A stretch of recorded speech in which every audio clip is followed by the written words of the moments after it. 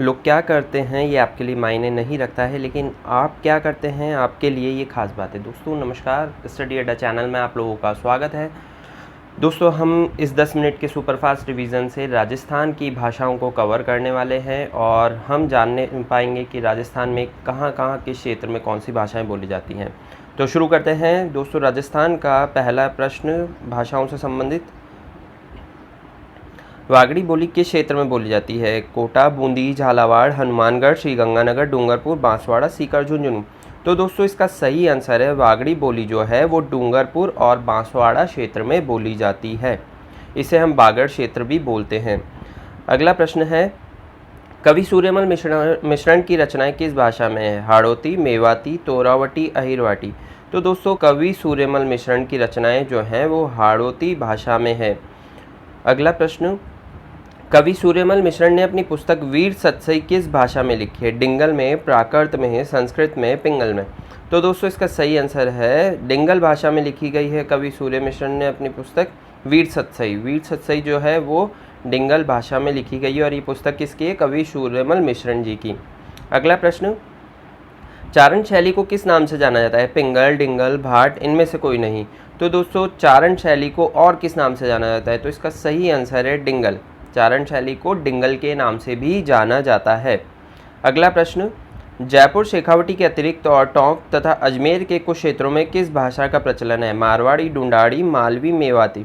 तो दोस्तों इसका सही आंसर है डुंडाड़ी भाषा जो है जयपुर शेखावटी क्षेत्र के अतिरिक्त और टोंक तथा अजमेर के कुछ क्षेत्र में डुंडाड़ी भाषा का प्रचलन है।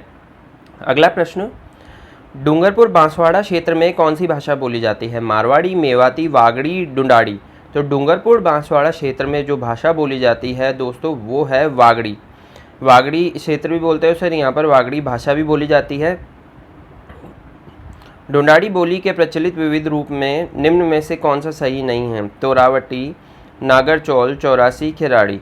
तो डुंडाड़ी बोली के लिए प्रचलित विविध रूप में से जो सही नहीं है उसका सही आंसर है खिराड़ी। बाकी डुंडाड़ी बोली के उपभाग तोरावटी भी है, नागरचौल भी है और चौरासी भी है। तो ये हमें ध्यान रखना है कि खिराड़ी जो है डुंडाड़ी बोली का विविध रूप नहीं है। निमाड़ी एवं रागड़ी किस बोली की विशेषता है? निमाड़ी एवं रागड़ी किस बोली की विशेषता है? हाड़ौती, मेवाती, मालवी, अहिरवाटी। तो दोस्तों इसका सही आंसर है मालवी। मालवी बोली की विशेषता है निमाड़ी एवं रागड़ी। निम्न में से कौन विद्वान है जो राजस्थान भाषा बोलियों से संबंधित कार्य के लिए नहीं जाने जाते हैं? Noam Chomsky, George Abraham Grierson, doctor Motilal Menaria, doctor Hiralal Maheshwari. तो दोस्तों इसका सही आंसर है नोम चॉम्स्की जो है राजस्थानी भाषा बोलियों से संबंधित कार्यों के लिए नहीं जाने जाते हैं, जबकि George Abraham Grierson, doctor Motilal Menaria और डॉक्टर हीरालाल माहेश्वरी इनों का राजस्थानी भाषा के लिए कोई ना कोई योगदान जरूर रहा है। निम्न में से बेमेल विकल्प चुनिए। मारवाड़ी, डुंडाड़ी, वागड़ी, मेवाड़ी। ये भाषाएं हैं दोस्तों, तो इसमें से कौन सी भाषा जो है वो उक्त क्षेत्र से नहीं है? तो इसका सही आंसर है डुंडाड़ी, क्योंकि ये जो है राजस्थान के उस हिस्से की बात की जा रही है जहाँ पर वागड़ी, मेवाड़ी और मारवाड़ी भाषा बोली जाती है। तो ये राजस्थान का दक्षिणी पूर्वी क्षेत्र है जहाँ पर डुंडाड़ी भाषा नहीं बोली जाती है। निम्नलिखित बोलियों में से कौन सी डुंडाड़ी की उपबोली नहीं है? अहिरवाटी, तोरावटी, राजावटी, नागरचोल। तो दोस्तों इसका सही आंसर है अहिरवाटी जो है डुंडाड़ी की उपबोली नहीं है, जबकि तोरावटी, राजावटी व नागरचोल जो है डुंडाड़ी की उपबोली है। निम्नलिखित में से किस क्षेत्र की बोली मेवाती है? अलवर, भरतपुर, धौलपुर, ये सभी।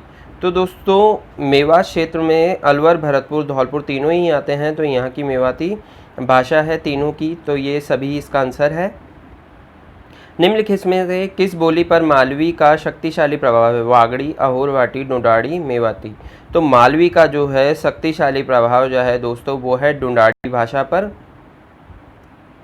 निम्नलिखित में से किस स्थान पर डुंडाड़ी नहीं बोली जाती? सीकर, किशनगढ़, जयपुर का अधिकांश भाग, टोंक।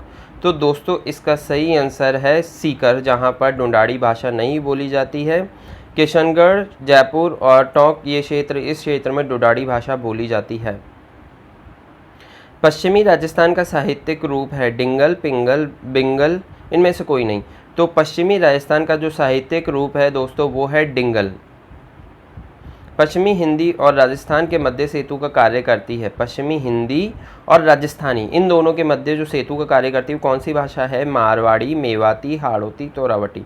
तो दोस्तों इसका सही आंसर है मेवाती। मेवाती जो है पश्चिमी हिंदी और राजस्थान के मध्य सेतु का कार्य करती है।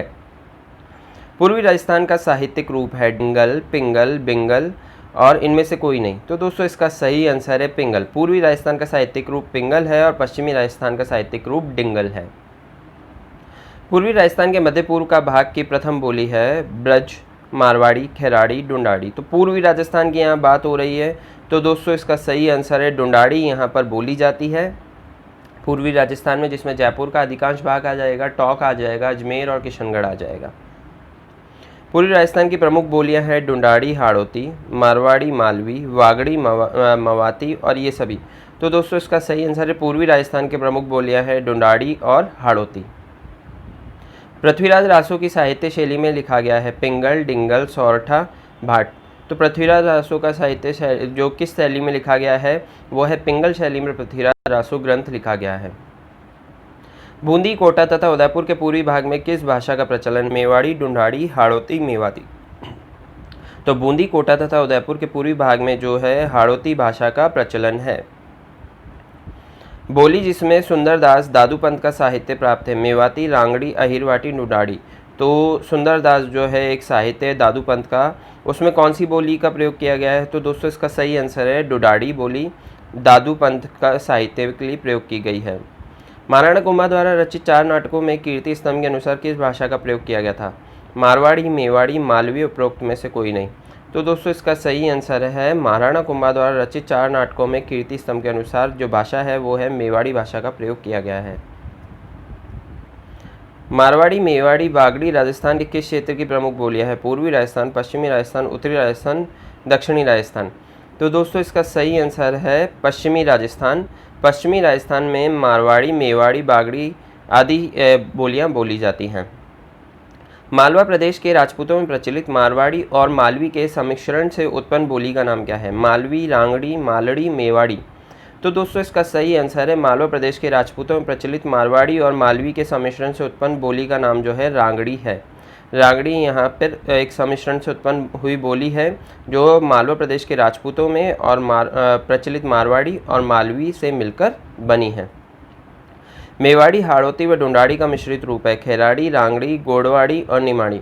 तो दोस्तों इसका सही आंसर है खेराड़ी जो है मेवाड़ी, हाड़ौती और डुंडाड़ी का मिश्रित रूप है। राजस्थान की किस बोली को जयपुरी या झाड़शाही भी कहा जाता है? मारवाड़ी, मेवाड़ी, डुंडाड़ी या हाड़ौती।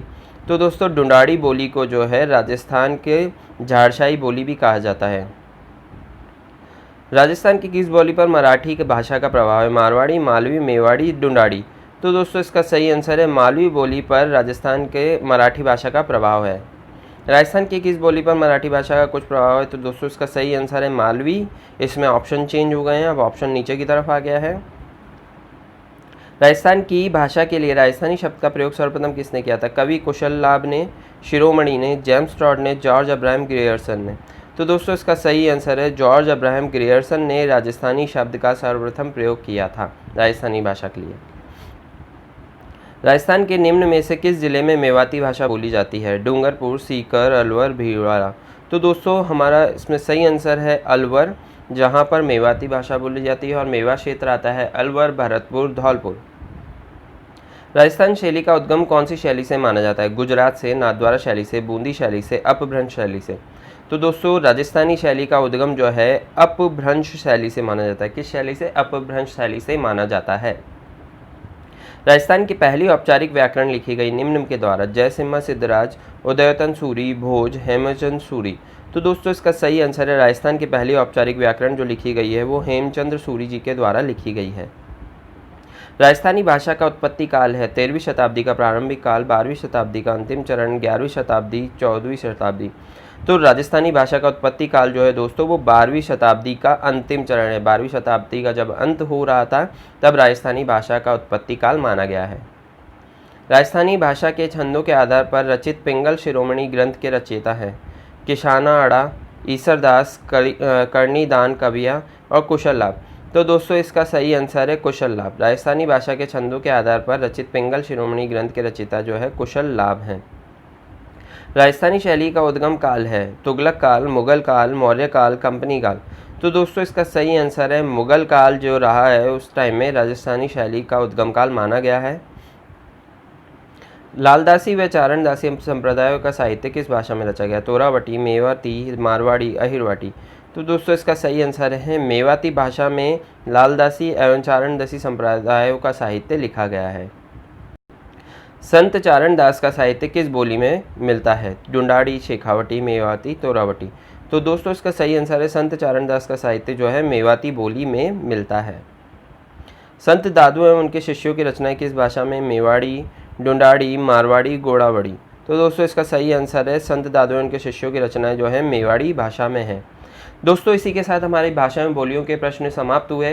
और आप लोगों को अगर ये वीडियो पसंद आए तो कमेंट बॉक्स में कमेंट करके एनकरेज करें मुझे। और अगर आप लोगों को ये वीडियोस इस तरह से और चाहिए तो आप मेरे इस चैनल को सब्सक्राइब करें और इस वीडियो को ज़्यादा से ज़्यादा लोगों को शेयर करें। और आपके आने वाले फ्यूचर के लिए all the very best and keep do well.